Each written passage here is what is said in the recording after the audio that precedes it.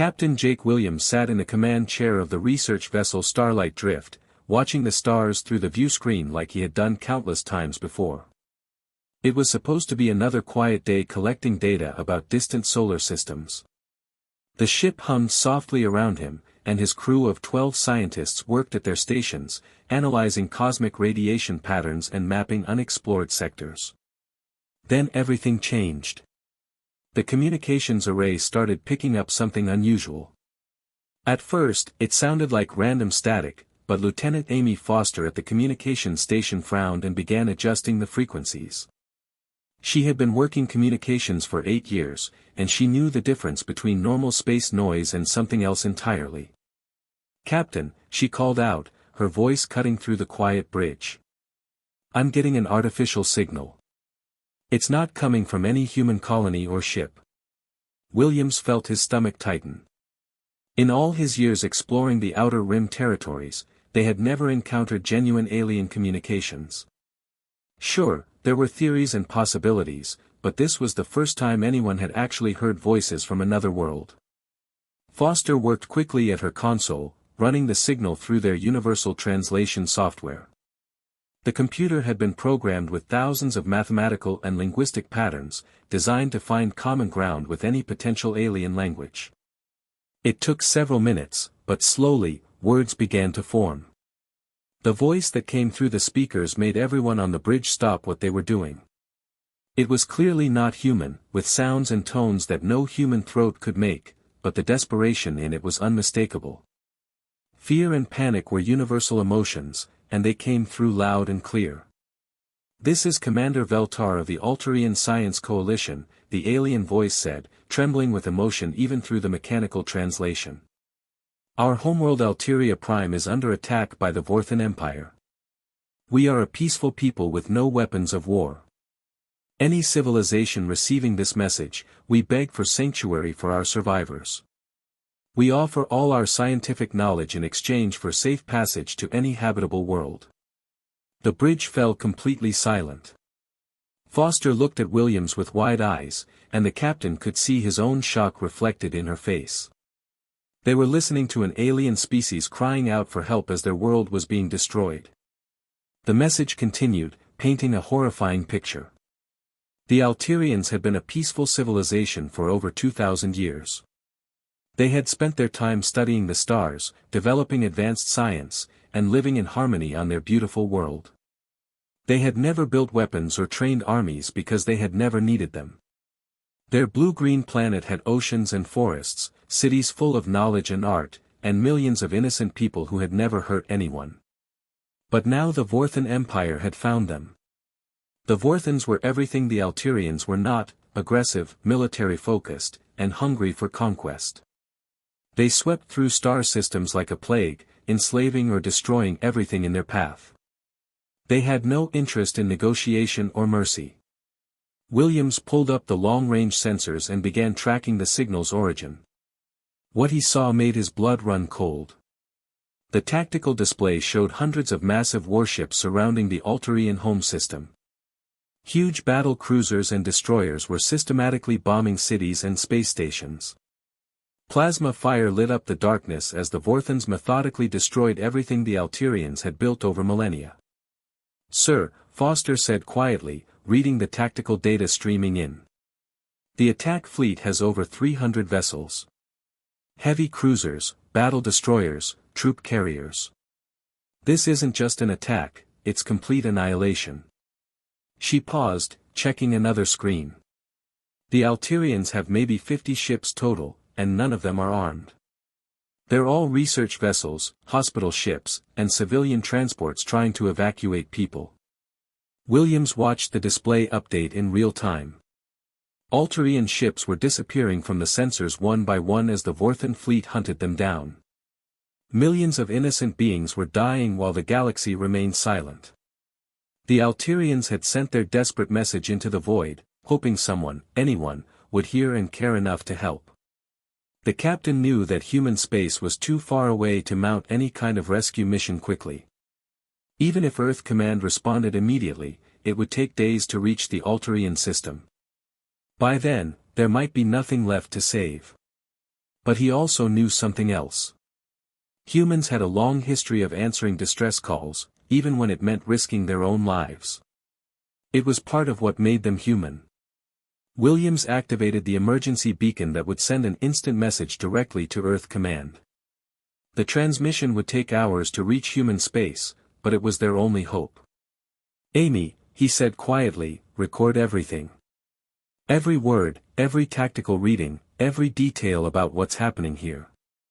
If we can't save them, at least we can make sure their story is told." Admiral Robert Hayes stood in the war room of Terra Station, staring at the holographic display that showed the Alterian system burning. The emergency message from Captain Williams had arrived 6 hours ago, and since then, his entire command staff had been arguing about what to do next. The massive tactical table in the center of the room displayed real-time data streaming in from deep space monitoring stations, and none of it was good news. The Alterian civilization was dying in real time, and Hayes could see it happening on his screens. General Lisa Parker paced around the table, her boots clicking against the metal floor. She had fought in 3 major conflicts and never backed down from a fight, but this situation was different. "Admiral, we need to think about this logically," she said, pointing at the star charts. "The Vorthan Empire has never threatened human colonies. They're operating in a completely different sector of space. Why should we risk our forces for aliens we've never even met?" Colonel Mike Davis nodded in agreement from across the table. He was responsible for fleet logistics, and the numbers didn't look good to him. "Sir, mounting an operation like this would require massive resources. We'd need to pull ships from 3 different defense sectors, leaving our own colonies vulnerable. And for what? We don't know anything about these Alterians except what they've told us." Hayes listened to his advisors, but his eyes never left the tactical display. Every few minutes, another Alterian ship would disappear from the sensors. Each blip that vanished represented thousands of lives lost, families destroyed, children who would never grow up. The Vorthans were being methodical about it, hunting down every evacuation ship and escape pod they could find. Commander Beth Anderson, the station's intelligence officer, pulled up detailed reports about the Vorthan Empire. "Admiral, our spy networks have been tracking Vorthan expansion for the past 5 years. They've conquered 12 different star systems, enslaving or killing entire populations. They're not interested in negotiation or peaceful coexistence. They just take what they want and destroy the rest." She highlighted several star systems on the map, each one now marked in red. Every species they've encountered has either been wiped out completely or forced into slave labor. The few refugees who escaped described the Vorthans as absolutely ruthless. They don't take prisoners, they don't show mercy, and they don't stop until everything is under their control. Hayes rubbed his temples, feeling the weight of command pressing down on him. The logical military decision was clear: stay out of it. Human space was secure, human colonies were safe, and getting involved in an alien war would only create new enemies and drain resources that might be needed later. But there was something else nagging at him, something that went deeper than military strategy and tactical considerations. He thought about Earth's history, about all the times throughout human civilization when good people had stood by and done nothing while innocent suffered. He thought about the heroes who had risked everything to help strangers, even when it would have been safer and easier to look the other way. "Show me our fleet positions," Hayes ordered. Anderson updated the display, showing the current locations of all human military vessels. The Fifth Fleet was stationed at the Jupiter shipyards, recently returned from patrol duty and fully supplied. 47 ships in total, including 2 heavy cruisers, 12 destroyers, 23 frigates, and 10 support vessels. It was a significant force, enough to handle most threats that human space might face. "Admiral," Parker said, reading his expression, "you're not seriously considering this. We have no alliance with these aliens. We have no strategic interest in their sector. We don't even know if their distress call is legitimate. This could be some kind of trap." Davis pulled up resource allocation charts. "Sir, deploying the entire Fifth Fleet would cost millions of credits in fuel and supplies alone. The journey to Alterian space would take 4 days at maximum speed, and we'd be operating far from any friendly bases or supply lines. If something goes wrong, those ships and crews would be on their own. Hayes walked around the tactical table, studying the information from every angle. His advisors were right about the risks and costs. This was not a smart military decision by any traditional measure. Earth had spent decades building its defenses and establishing secure borders. Getting involved in alien conflicts could undo all of that progress. But then he looked at the tactical readout again, watching Vorthan ships systematically hunting down civilian transports full of families trying to escape. He imagined his own daughter on one of those ships, sending out a desperate call for help while enemy warships closed in for the kill. "Prep the Fifth Fleet," Hayes ordered suddenly. "Full battle deployment. All ships fueled and armed for extended combat operations." The room fell silent. Parker stared at him in disbelief. "Sir, that's 47 ships including the Thunderbolt and Hurricane. You're talking about our most advanced vessels and our best crews. 4 aliens we've never met." Hayes met her gaze steadily, his decision made. "General, when someone sends an SOS, you answer. That's what makes us human. That's what separates us from the Vorthans of the universe." He turned to address the entire room. "I know this isn't the safe choice. I know it's not the smart choice by the book. But sometimes being human means doing what's right instead of what's easy." The human fleet dropped out of hyperspace at the edge of the Alteria system, and what they saw made every crew member's blood run cold. The beautiful blue-green world that the Alterians had called home for thousands of years was now surrounded by a ring of fire and destruction. Massive space stations that had once been centers of learning and culture were now twisted chunks of burning metal, tumbling through space like dying stars.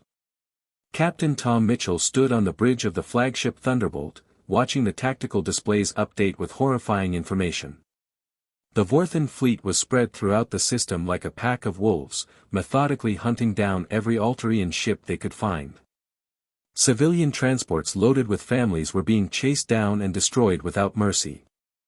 Hospital ships marked with medical symbols were being targeted just like military vessels, even though the Alterians had no military vessels to speak of. "Jesus Christ," whispered Lieutenant Ben Carter from the navigation station. He was a 20-year veteran who had seen combat in the Outer Colony Wars, but this level of systematic destruction was beyond anything in his experience.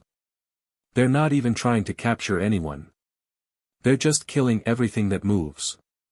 Communications officer Katie Walsh worked frantically at her station, trying to establish contact with any surviving Alterian vessels. The comm channels were filled with panicked voices speaking in the alien language, mixed with the static of jamming signals from Vorthan ships.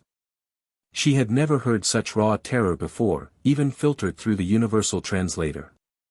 "Captain," Walsh called out, her voice tight with emotion, "I'm getting multiple distress signals from Alterian civilian ships. They're scattered throughout the outer system, trying to escape, but the Vorthans are hunting them down one by one." Mitchell studied the tactical display, counting enemy contacts. The intelligence reports had been accurate. The Vorthan fleet numbered over 300 ships of various sizes. Massive dreadnoughts that dwarfed even the largest human vessels, fast attack cruisers designed for ship-to-ship combat, and smaller destroyers that moved like deadly insects between the larger ships. But what struck Mitchell most was the methodical nature of their attack. This wasn't a battle between military forces. This was an extermination. The Vorthans weren't trying to capture territory or resources. They were trying to wipe out an entire species simply because they could. "Incoming transmission," Walsh reported suddenly. "It's from one of the surviving Alterian ships." "Put them through," Mitchell ordered. The main view screen flickered, and suddenly they were looking at an alien face unlike anything they had ever seen. Commander Veltar appeared to be reptilian, with scaled skin that shimmered in shades of green and blue. His large eyes were filled with terror and confusion, and his breathing was rapid and shallow. Behind him, Mitchell could see other Alterians working desperately at control stations, trying to keep their damaged ship running. Unknown vessels, Veltar said, his voice trembling even through the mechanical translation, please identify yourselves. We detect you are not Vorthan, but we do not recognize your ship designs or energy signatures. The alien commander paused, studying the human ship on his own view screen. Mitchell could see hope beginning to dawn in those large eyes, a hope that was almost painful to witness. Are you responding to our distress call? Veltar asked, as if he couldn't quite believe what he was seeing. Mitchell stepped forward, his voice calm and steady despite the chaos surrounding them. This is Captain Tom Mitchell of the Terran Defense Fleet. We received your SOS, Commander Veltar. We're here to help. The effect of those words on the alien commander was immediate and dramatic. Veltar's jaw literally dropped open, and for several seconds he seemed unable to speak. Behind him, other Alterians had stopped their work to stare at the view screen in amazement. You came. Veltar finally whispered. You came across the void. For us. But we are strangers to you. You do not know us. You owe us nothing. Mitchell felt something tighten in his chest. The pure gratitude and disbelief in the alien's voice reminded him exactly why they had made this journey. Commander, that's what the distress call was for, wasn't it? Someone needed help, and we answered. He smiled grimly, gesturing toward the tactical display showing the Vorthan fleet. Now, let's discuss those Vorthan ships. How long have they been here, and what can you tell us about their tactics? Veltar straightened, and Mitchell could see the alien commander pulling himself together with visible effort. Captain Mitchell, the Vorthans arrived 6 days ago. They gave no warning, made no demands. They simply began destroying everything they could find. Our cities, our orbital platforms, our research stations, all of it is gone. The Alterian's voice grew stronger as he continued. We managed to evacuate perhaps 2 million of our people onto whatever ships we could find, but most of our vessels are unarmed research craft. The Vorthans have been hunting us systematically. Every hour, more of our ships are caught and destroyed.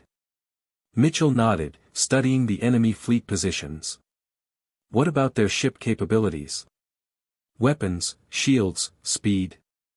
Their technology is significantly advanced, Veltar admitted.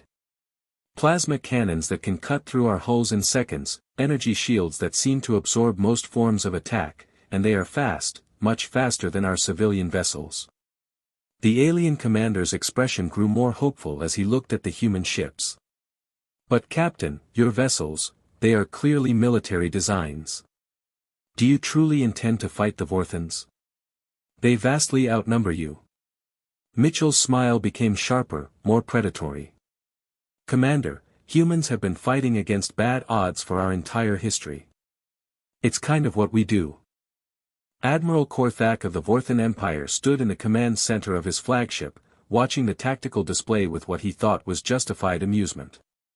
His massive dreadnought Death's Edge had led successful conquests across 12 star systems, and every species they had encountered had folded quickly under Vorthan military might. The unknown fleet approaching his position looked no different from all the others. 47 ships against his fleet of 300 seemed almost insulting. Did these newcomers really think they could challenge the might of the Vorthan Empire with such pathetic numbers? Korthak had destroyed entire civilizations with smaller fleets than what he commanded today. Admiral, his tactical officer reported, the unknown vessels are maintaining approach vector. They appear to be ignoring our warning signals. Korthak's reptilian features twisted into what passed for a smile among his species. The Vorthans were tall, angular beings with dark scales and razor-sharp claws. They had evolved on a world where only the strongest survived, and that philosophy had shaped their entire culture.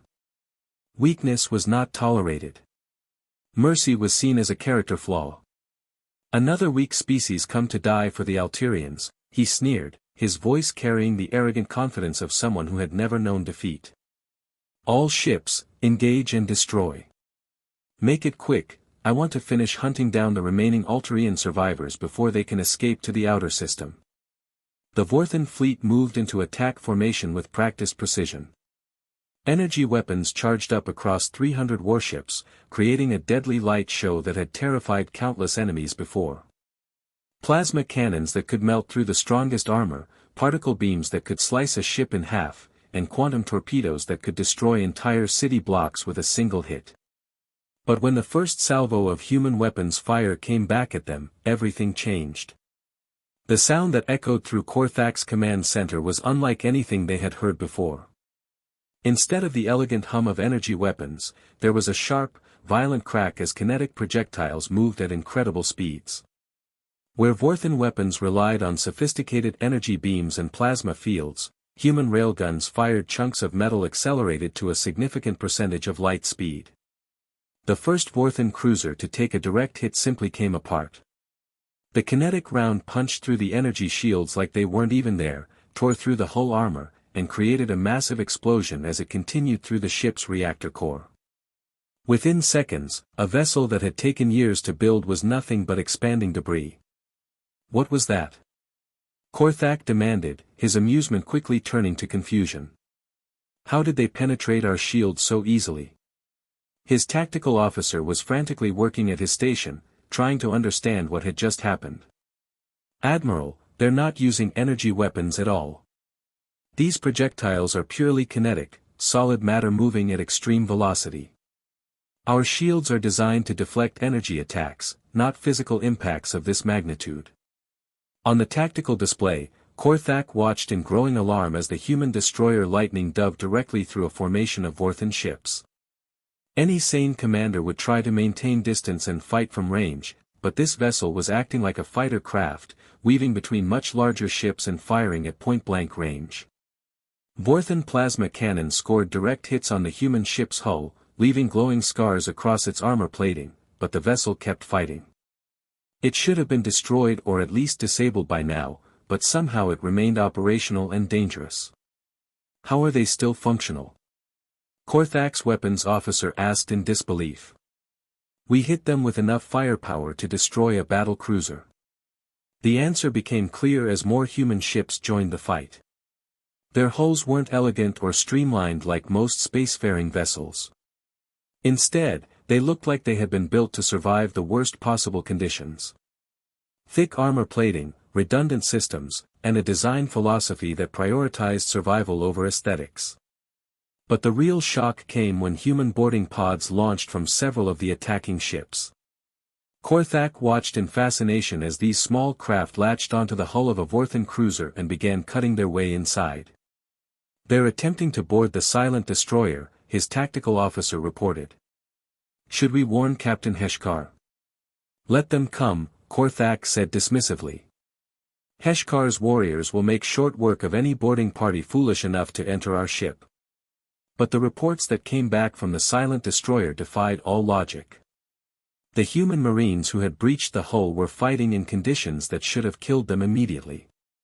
The boarding had caused massive decompression, radiation leaks, and toxic atmosphere breaches, but somehow these creatures were still fighting effectively. Admiral, came the panicked voice of Captain Heshkar over the comm system, these beings, they fight like demons. Half my ship is in vacuum, the gravity generators are offline, and there are radiation levels that would kill most species in minutes. But they keep coming. They're wearing some kind of powered armor that lets them operate in these conditions. Korthak could hear weapons fire and explosions in the background of the transmission. They adapt to our tactics instantly, Heshkar continued. When we tried to flood the corridor with poison gas, they sealed their suits. When we cut power to their section, they used portable lights. They're not fighting like any species I've ever encountered. The situation was rapidly spiraling out of control. More Vorthan ships were taking damage, and several had already been destroyed completely. The human fleet was fighting with a level of aggression and resilience that Korthak had never seen before. Then Captain Rachel Adams of the human ship Hurricane did something that no sane commander would ever consider. Her heavily damaged vessel, trailing atmosphere and debris, suddenly accelerated directly toward a Vorthan battleship. She's going to ram us, the Vorthan captain transmitted in panic. The ship is on a collision course. Impossible, Korthak muttered. No one would sacrifice their ship and crew like that. But Captain Adams' voice came over the open comm channel, clear and defiant. "This is Captain Adams of the Terran ship Hurricane. We're from Earth, and you just picked a fight with the wrong species." The collision between the two ships created a spectacular explosion that lit up the entire battlefield. The battle was over, but the aftermath looked like something from a nightmare. The space around Alteria Prime was filled with the twisted remains of what had once been the mighty Vorthan invasion fleet.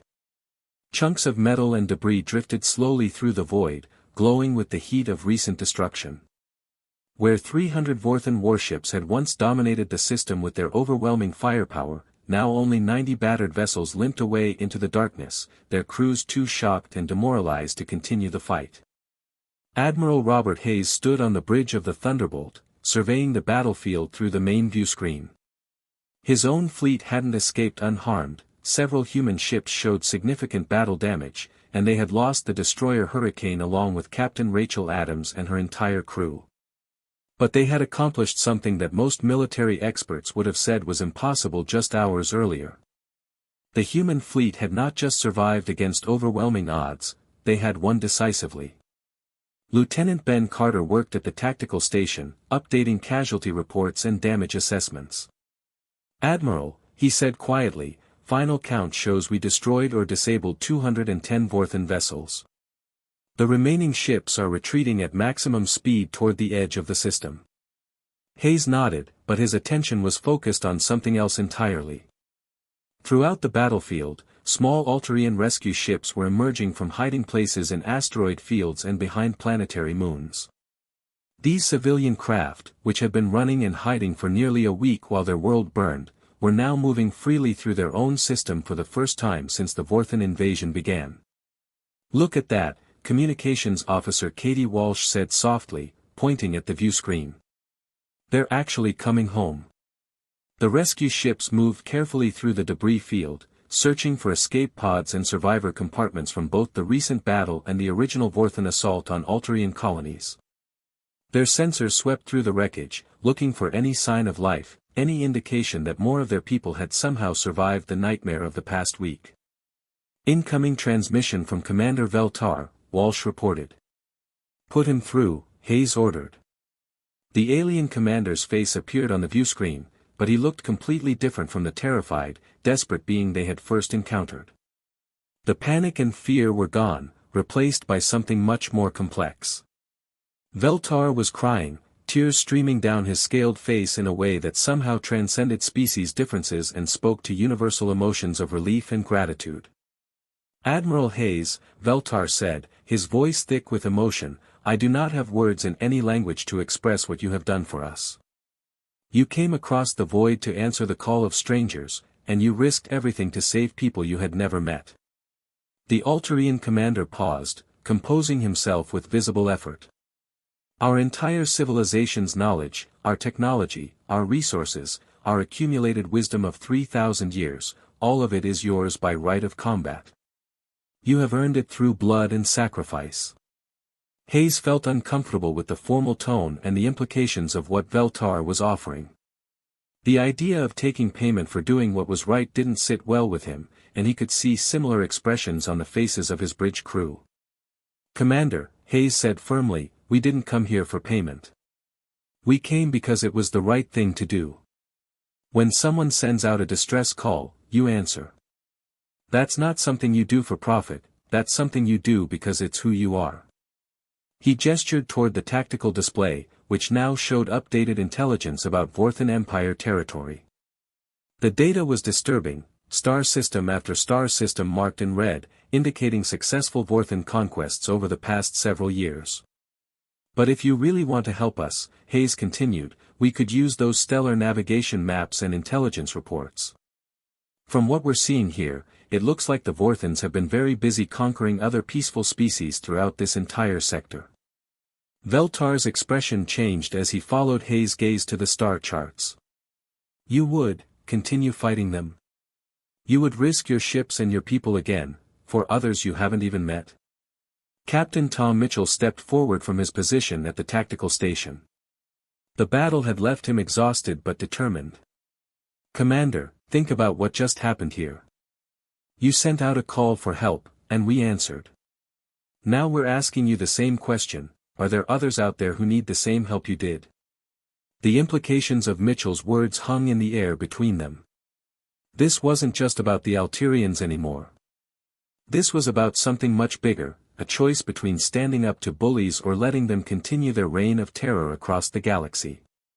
Veltar was quiet for a long moment, clearly thinking through everything that had happened and everything that could happen next.